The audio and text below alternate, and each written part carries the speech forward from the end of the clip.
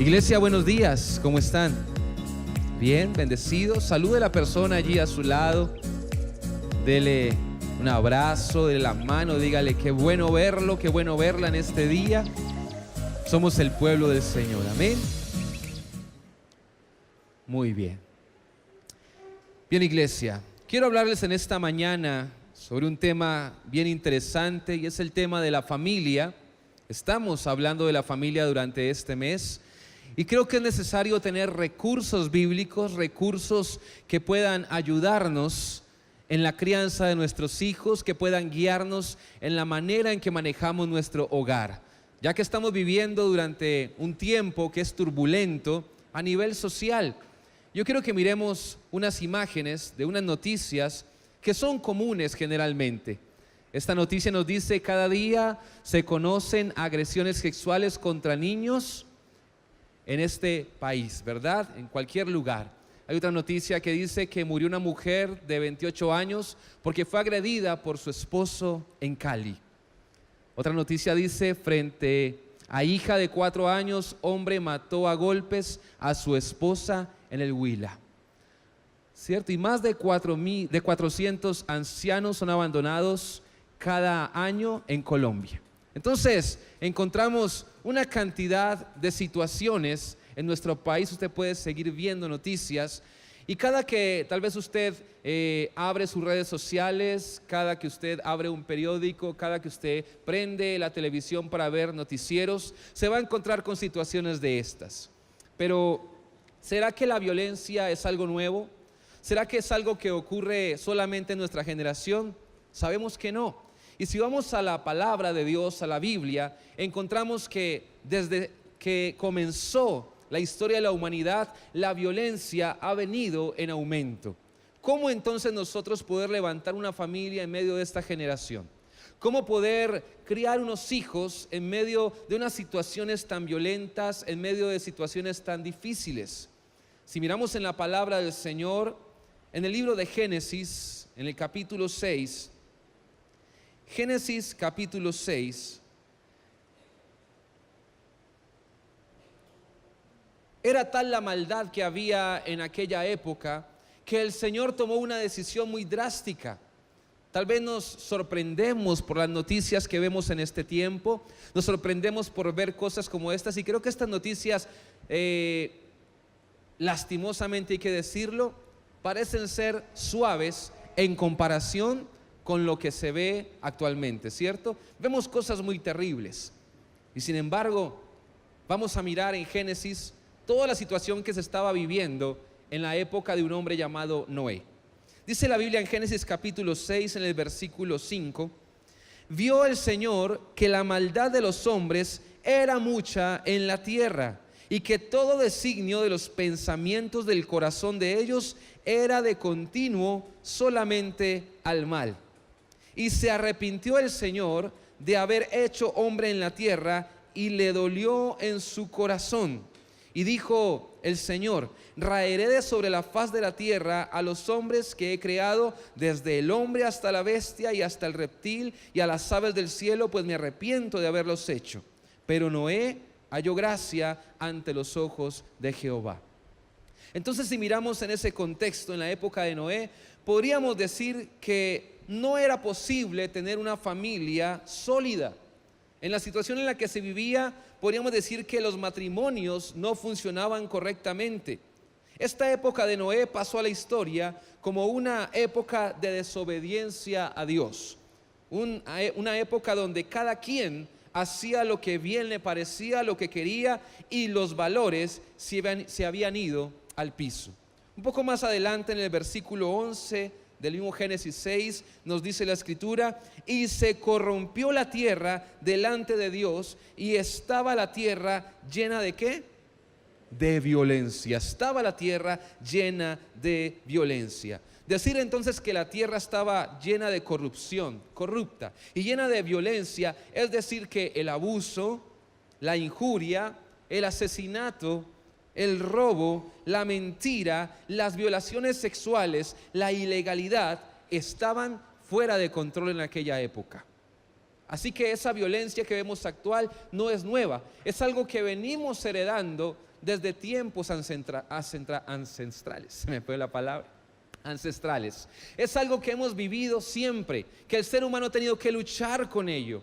¿Y cómo podemos nosotros entonces levantar una generación de hijos que puedan ser guiados en el camino del Señor cuando vemos tal maldad?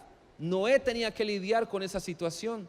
Noé tenía que enfrentar esas cosas en su época. Tenía que aprender de parte del Señor cómo levantar unos hijos a pesar de la generación corrupta y violenta en la que él y su familia estaban viviendo. ¿Cómo podemos nosotros entonces hacerlo? Noé tenía que demostrar lo contrario. Noé tenía que tomar una decisión a raíz de la decisión drástica que Dios había tomado. ¿Cuál era la decisión de Dios? Según el versículo 7 dice: raeré de sobre la faz de la tierra a los hombres que he creado. Era algo, una noticia tremenda para la generación de esa época. Era entender que Dios estaba cansado con ver la violencia, cansado con ver la maldad en la que el hombre se había metido. Y Noé tenía que aprender cómo podía librar a su familia de esa situación y de ese mal que vendría sobre la humanidad llamado el diluvio. Nosotros también entendemos que hay una condenación para este mundo.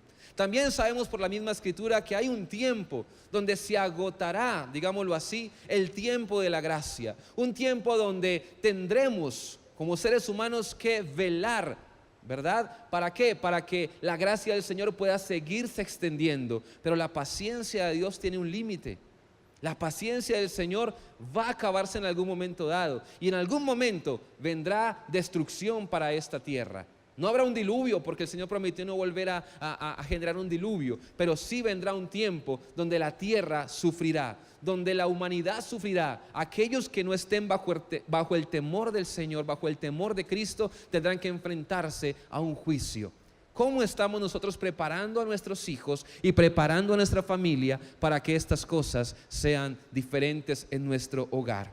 Entonces vamos a mirar tres aspectos importantes sobre la herencia que tenemos que dejarle a nuestros hijos, basado esto en la vida de este hombre llamado Noé. Pero quiero que miremos algo primero. ¿Quién era Noé?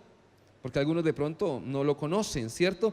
Entonces Noé es el hijo de Lamec, un hijo que Lamec tuvo a la edad de 82 años, según Génesis 5:28.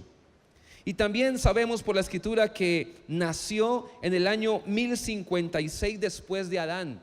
Año 1000, para que usted se dé una idea, año 1056 después de Adán. Se convirtió en padre de Sem a la edad de 502 años. Y luego de Cam y Jafet vivió 350 años después del diluvio y no tuvo más hijos. Murió a los 950 años, es decir, en el año 2006 después de Adán, para que usted se haga más o menos una perspectiva de en qué tiempo vivió Noé. Ahora bien, Noé entonces había tenido una familia que le había instruido en el camino del Señor. Noé había aprendido de su bisabuelo Enoch. En Génesis, en el capítulo 5, Génesis capítulo 5,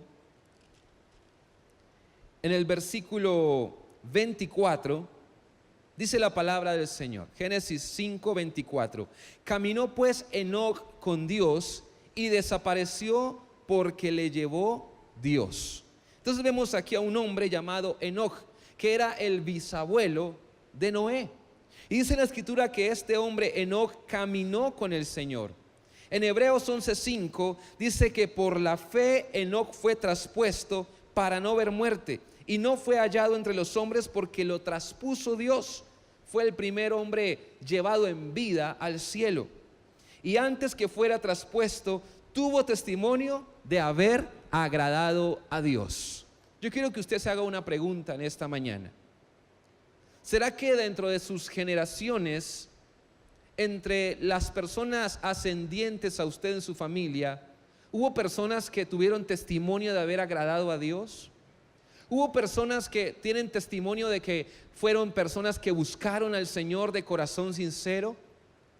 ¿Será que sus padres, sus abuelos, sus bisabuelos, sus tatarabuelos fueron personas que creyeron en Cristo y se entregaron al Señor por completo?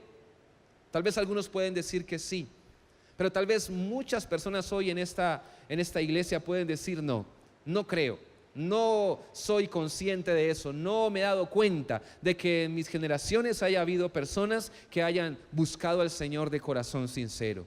Tal vez como a mí me pasó, tal vez muchos de ustedes pueden decir no, tuve padres, tuve abuelos, tuve bisabuelos que antes lo que hicieron fue tal vez maldad delante de Dios, no agradaron al Señor, y tal vez usted es el primero en su generación que comenzó a buscar de Cristo.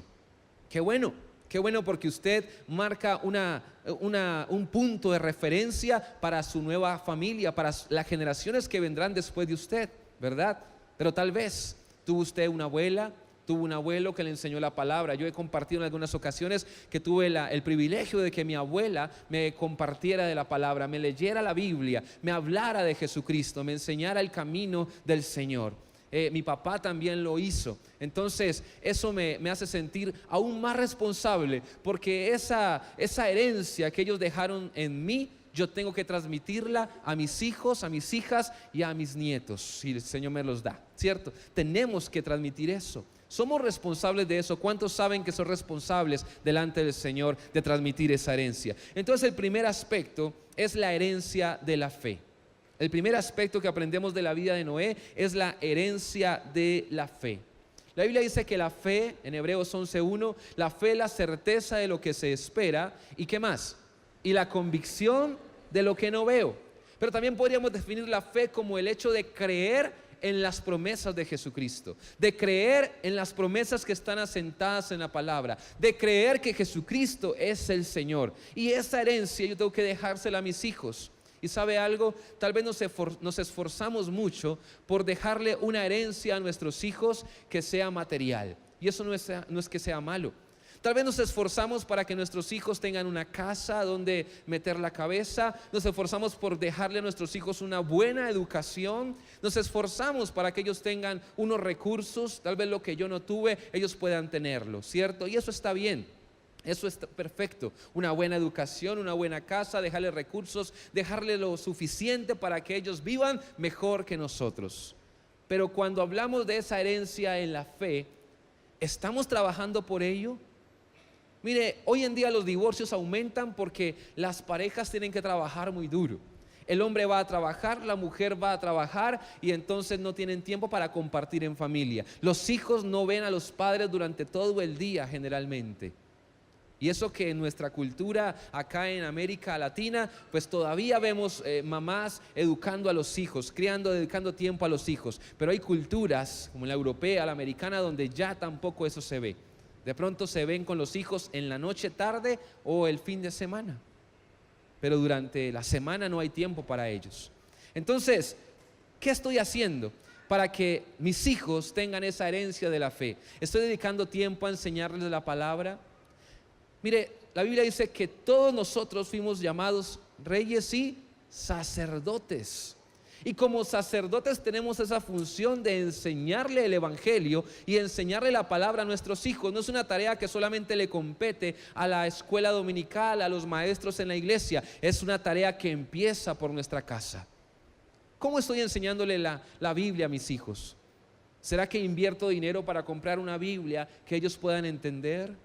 ¿Será que invierto tiempo para sentarme con ellos a explicarles esa historia bíblica? Para contarles una historia de Sansón, una historia de David, una historia de los patriarcas, y eso les emociona en su corazón. ¿O será que cuando voy a leer la Biblia a ellos les da sueño y les da pereza? ¿O será que eso lo he pensado que solamente es para mí y que cuando ellos estén grandes, entonces ellos serán responsables de leer ellos la Biblia? Yo creo que eso inicia de nosotros como padres de familia, de enseñarle a nuestros hijos los principios de la palabra del Señor. Yo le decía a mi abuelita: abuelita, quiero chocolate con tajadas. Y ella me decía: listo, tenga este libro y siéntese y me lo lee. Y yo leía ahí la historia de los evangelios mientras ella preparaba el chocolate y fritaba las tajadas. Y yo le leía la historia y luego me decía: ¿qué entendió? Y yo: nada. Ah, bueno, venga, le explico. y se sentaba al lado mío y mientras yo me tomaba el chocolate, ella me explicaba lo que yo había leído. Y eso se quedó en mi corazón, eso quedó ahí plasmado en mi alma. Y ahora que mi abuela ya no está, que ya partió con el Señor, siempre que la recuerdo como alguien que me estaba enseñando algo que me iba a edificar. ¿Estás edificando tu casa? ¿Estás siendo alguien que deja una herencia para los hijos? En Génesis capítulo 6 nuevamente, en el versículo 9 dice: estas son las generaciones de Noé. Noé, varón ¿qué? Justo, y era perfecto en sus generaciones, y con Dios caminó Noé. Quiero preguntarle, ¿a quién le aprendió Noé a caminar en justicia? A sus padres, a sus abuelos y al bisabuelo. Dice ahí que Enoc caminó con Dios y fue un hombre justo delante del Señor. O sea que él vio un ejemplo. ¿Qué ejemplo estamos dejando a nuestros hijos? ¿Qué ejemplo estás dejando a tus hijos espirituales también, los que son líderes, los que son mentores, los que enseñan a otros en un grupo? ¿Qué ejemplo estamos dejando a las personas que nos rodean nosotros? ¿Estamos dando una herencia de fe real? ¿Será que la fe se puede heredar o se aprende solamente? Yo creo que la fe se hereda y también se aprende. Yo puedo heredar la fe. ¿En qué sentido? En que mis padres conocieron del Señor, por ejemplo, y entonces me guiaron en el camino de Dios y me enseñaron a ir a la iglesia. Eso es una herencia de fe. Pero también mis padres, o los que somos padres, somos responsables de enseñar esa fe a nuestros hijos, de mostrarles que la fe es algo real. He contado este testimonio en algunas ocasiones, pero quiero resaltarlo en este momento como una enseñanza de esa fe en el hogar. Sabe, una época, una situación en la que vivimos en mi familia, en la que no teníamos trabajo, ni Estelita ni yo, y estábamos viviendo una situación de escasez. Y el Señor nunca nos abandonó, eso puedo dar fe yo, ¿cierto? Nunca nos abandonó, siempre hubo el sustento. Pero hubo un día en especial en el que Estelita creo que estaba en embarazo de Manuela, Aleja estaba muy pequeña, no éramos todavía pastores, pero servíamos al Señor como líderes en la iglesia. Y ese día Estelita nos dice, o me dice a mí: hoy no hay para almorzar, se acabó todo lo que había en la nevera, no hay ni un solo huevo. Entonces cuando llegó la hora del almuerzo, yo me senté al comedor, senté a Estelita se sentó, sentamos a Alejandra ahí al lado, y entonces nos tomamos de la mano y yo les dije: vamos a orar por los alimentos. Y traje los platos vacíos y los vasos allí sobre la mesa. Y entonces les tomé las manos y les dije: vamos a orar por los alimentos. Y Aleja preguntó: ¿y dónde está la comida? Yo: ya viene, vamos a orar. Y entonces oramos: Señor, creemos en ti, en tu fidelidad, en tu provisión, y clamamos al Señor con todo el corazón. Y yo medio abría el ojo a ver si había un milagro y se llenaba el plato, pero seguíamos orando, no abran los ojos, y seguíamos orando al Señor. Era un paso de fe. Y justo cuando terminamos la oración, alguien llamó a la puerta y dijo: me trajeron 2 pollos y yo había pedido 1 y pensé en ustedes y aquí les traje este pollo. Amén. Y con sobremesa y todo. Gloria a Dios. Entonces, yo creo que esa es una enseñanza de fe que mi hija no ha olvidado y que ella recuerda. Ella sabe que cuando necesita algo puede clamar a Dios y Dios responde. ¿Cuántos dicen amén? Ahora sí, dele la gloria al Señor, por favor.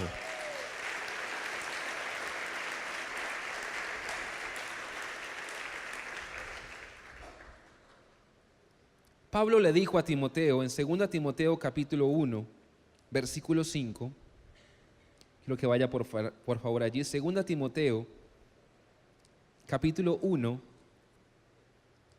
versículo 5.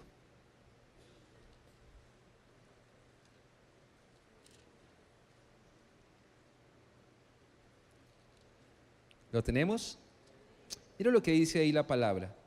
Está hablándole el apóstol Pablo a Timoteo y le dice: trayendo a la memoria la fe no fingida que tu abuela Loida y en tu madre Eunice, y estoy seguro que en ti también.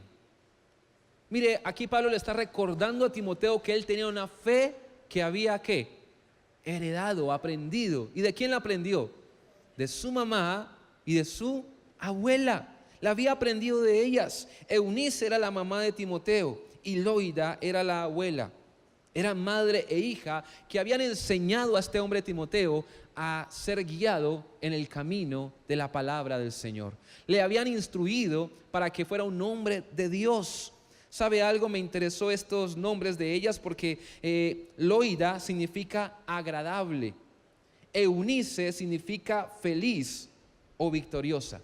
Ahí tienen los que son recién casados, nombres para las hijas.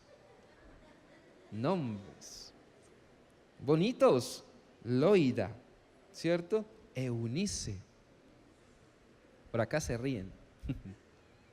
Entonces, dice ahí que el nombre significa la una agradable y la otra ¿qué? Feliz, victoriosa. Yo creo que estas mujeres transmitían alegría, transmitían gozo, transmitían felicidad a Timoteo de saber que eran mujeres creyentes. Él lo que vio en ellas tal vez fue mujeres que vivían gozosas a pesar de la persecución, a pesar de las dificultades, a pesar tal vez de la escasez, pero eran mujeres que amaban a Cristo, que amaban a Dios y que querían seguir el camino del Señor. Y por eso entonces son alabadas en la palabra de Dios como mujeres que instruyeron bien a Timoteo.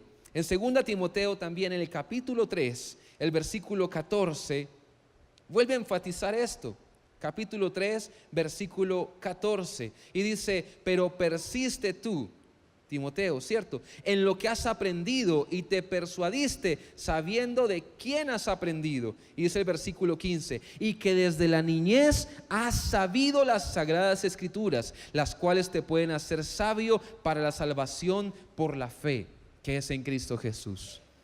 Entonces vemos un testimonio de que Timoteo, siendo un niño, había aprendido la palabra del Señor. Desde que siendo un niño había conocido el camino que le podía hacer salvo a él y que le podía dar sabiduría. El mejor regalo que puedes hacerle a un hijo es la palabra del Señor. Y no solamente hablo de la Biblia física, hablo de la enseñanza de esa escritura, porque nunca esa escritura se le va a olvidar. Él simplemente podía persistir sabiendo de quién había aprendido, de su mamá y de su abuela, ¿verdad? Vemos entonces la importancia de enseñarle a los niños la palabra del Señor. En Proverbios 22:6 dice: instruye al niño en su camino, y aun cuando fuere viejo no se apartará de él. Tú puedes estar confiado y tranquilo de que cuando los hijos, en el caso de los que tenemos hijos pequeños, cuando los hijos llegan a ese tiempo de la prejuventud, de la adolescencia, si tú sembraste principios bíblicos en su corazón, aunque vengan tormentas, aunque vengan dificultades, aunque vengan tentaciones, ellos van a estar parados, firmes en la convicción que Cristo ha colocado en sus corazones. Amén. Y si tú ya tienes tus hijos grandes, pues te corresponde orar y clamar a Dios de que lo que hiciste antes de que crecieran haya sido un buen fundamento para guiarlos por el camino del Señor. Amén. ¿Estamos de acuerdo? Entonces vamos a aprender eso, heredarles a ellos la fe. En segundo lugar, ¿qué más podemos dejar como herencia a nuestros hijos? Dejarles la herencia de la obediencia. Que ellos vean en nosotros que somos personas obedientes a Dios y que cuando le fallamos al Señor, vean en nosotros un arrepentimiento genuino, un arrepentimiento verdadero. En Hebreos 11, el versículo 7, volviendo al tema de Noé, Hebreos 11, versículo 7.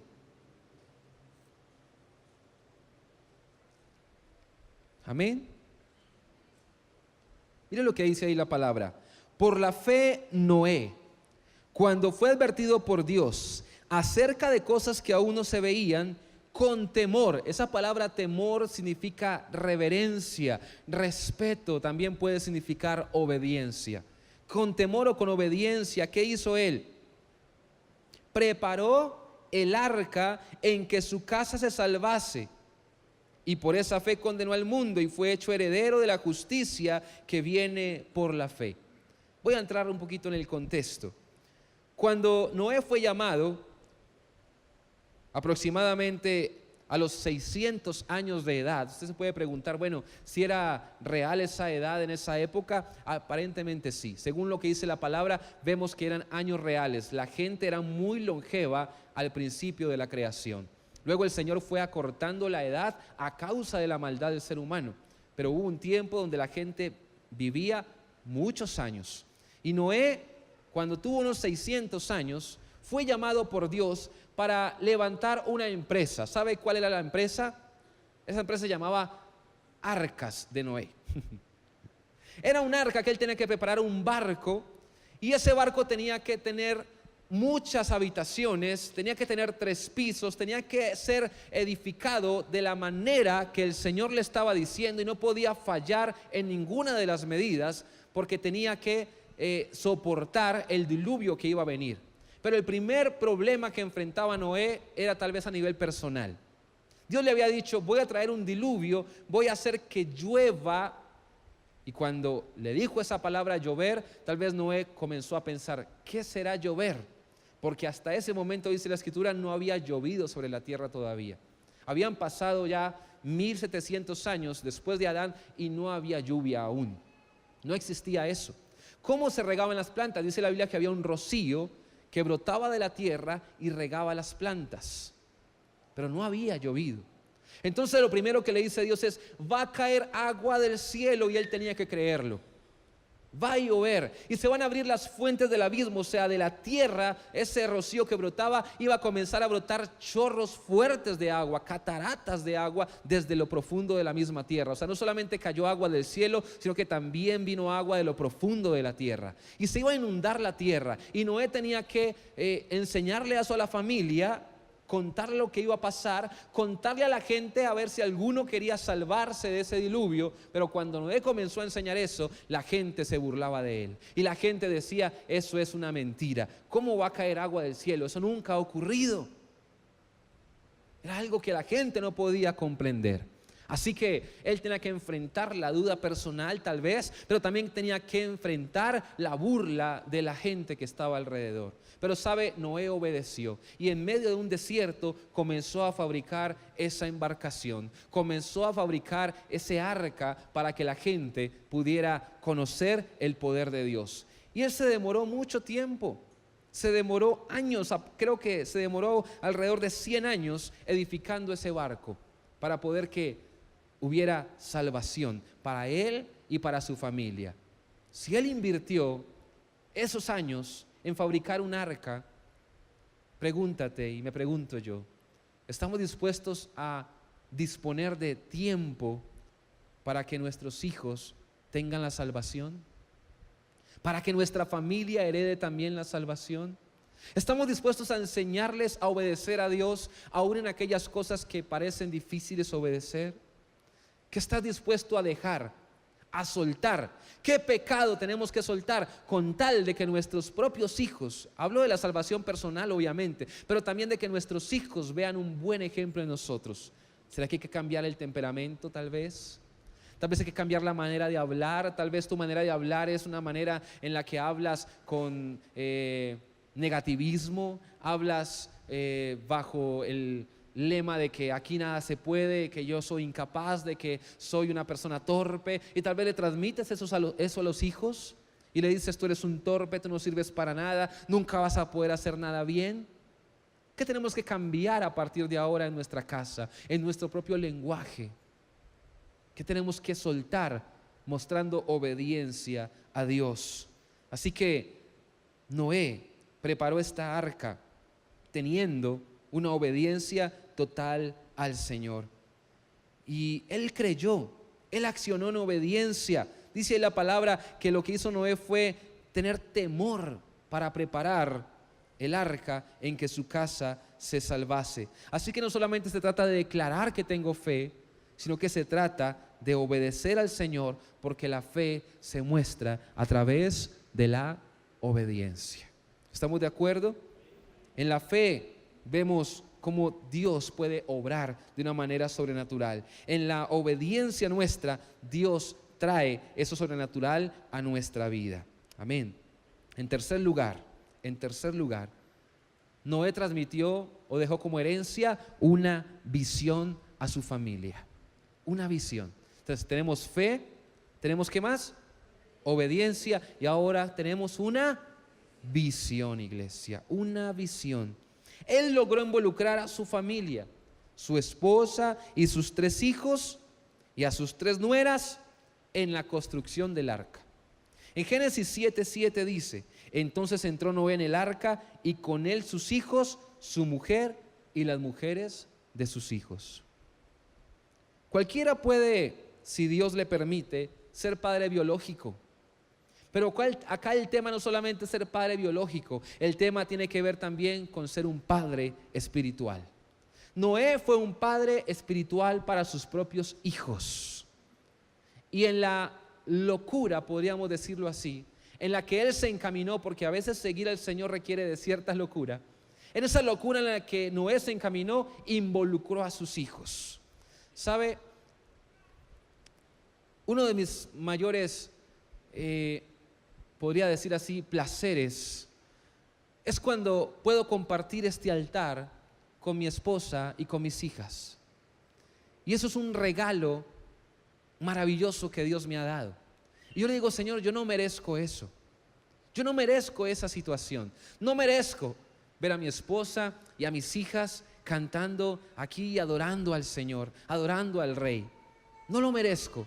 Pero es un regalo grandioso que el Señor me ha dado. Es un regalo poderoso que Dios me ha entregado. Y cada que eso pasa, cada que eso sucede, sea en este altar o sea en el altar con los niños, yo le doy gloria al Señor, le doy gracias a Dios porque podemos hacer eso, porque podemos exaltar al Rey, porque podemos adorarlo juntos. Y ellas se han involucrado en el servicio al Señor. Gloria a Dios, podemos ser una familia ministerial. No me siento solo en el servicio a Dios. No me siento solo trabajándole a Dios. Puedo contar con una familia que le agrada a Dios, que le sirve a Dios. Es un regalo. Y yo no he hecho nada por eso. Yo le digo: Señor, simplemente es tu misericordia y son tus hijas. Y cada que yo recuerdo esto, digo: Señor, ellas, Alejandra, Manuela, son tus hijas.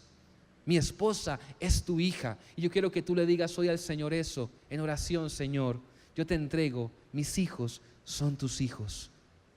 Mi esposa, tu esposo, hijo, hija de Dios. Tus padres, tus hermanos, hijos de Dios. Y cuando tú entiendes que ellos no solamente son tu familia, sino que le pertenecen al Señor, el Señor entonces va a hacer algo con ellos. Y aún desde el vientre, qué bueno que tú le digas: Señor, aquí está mi bebé. Cierto, mujeres en embarazo: Señor, aquí está mi bebé, pero hoy te lo entrego a ti, Señor. Es tu hijo, es tu hija, y tú vas a hacer algo grandioso y poderoso con este bebé. ¿Cuántos dicen amén?